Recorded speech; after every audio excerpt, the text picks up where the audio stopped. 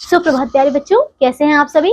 आइए शुरू करें हमारी ये कक्षा। आज फिर से मैं आपके लिए लेकर आई हूँ नया पाठ 11 है, जिसका नाम है उल्टे अर्थ वाले शब्द यानी कि एंटोनिम्स। ठीक है, तो शुरू करें। आइए देखिए, देखो क्या लिखा है, गणित पहेली। आइए इसे पढ़ लेते हैं हम। तो आज गणित में अच्छे नंबर आने पर मैं बहुत खुश हूँ, है ना।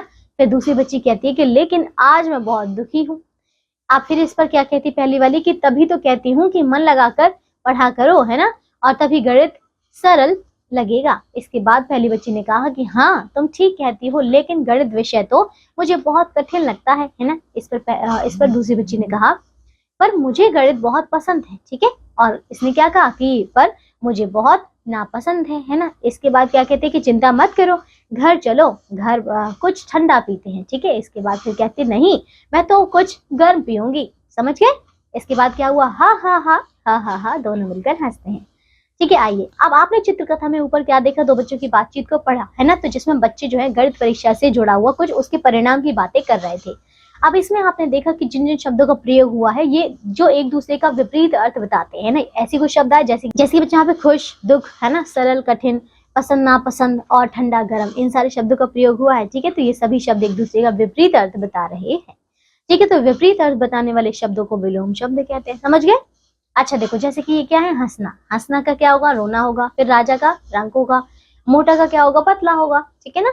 चलिए अब देखिए यहाँ पे कुछ अन्य उल्टे अर्थ वाले शब्द। आइए उदाहरण पढ़ लेते बच्चों। पहला है पूर्व। पूर्व का क्या होगा, उल्टा पश्चिम होगा। तेज का धीरे, बहुत कम, सर्दी गर्मी, दिन रात, अच्छा बुरा, गर्म ठंडा, चढ़ना उतरना, सरल कठिन, आना जाना, सुबह शाम, दूर पास, है ना। इसी प्रकार से बच्चों नीचे भी बहुत सारे उदाहरण दिए हैं, जैसे कि सच झूठ, प्रश्न उत्तर, खुशबू बदबू, अंदर बाहर, आगे पीछे, अंधेरा उजाला, अमीर गरीब, सोना जागना, है ना, ऊपर नीचे। समझ गए। अच्छा विलोम शब्द क्या होते हैं बच्चों, एंटोनिम्स। ठीक है, इंग्लिश में से एंटोनिम्स कहते हैं।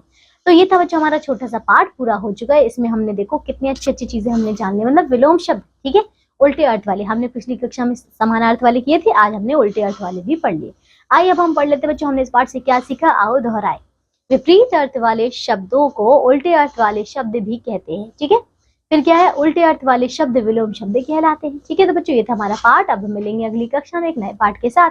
तब तक के लिए इन सारे विलोम शब्दों को याद कीजिए। अपना ध्यान रखिए और स्वस्थ रहिए। बाय।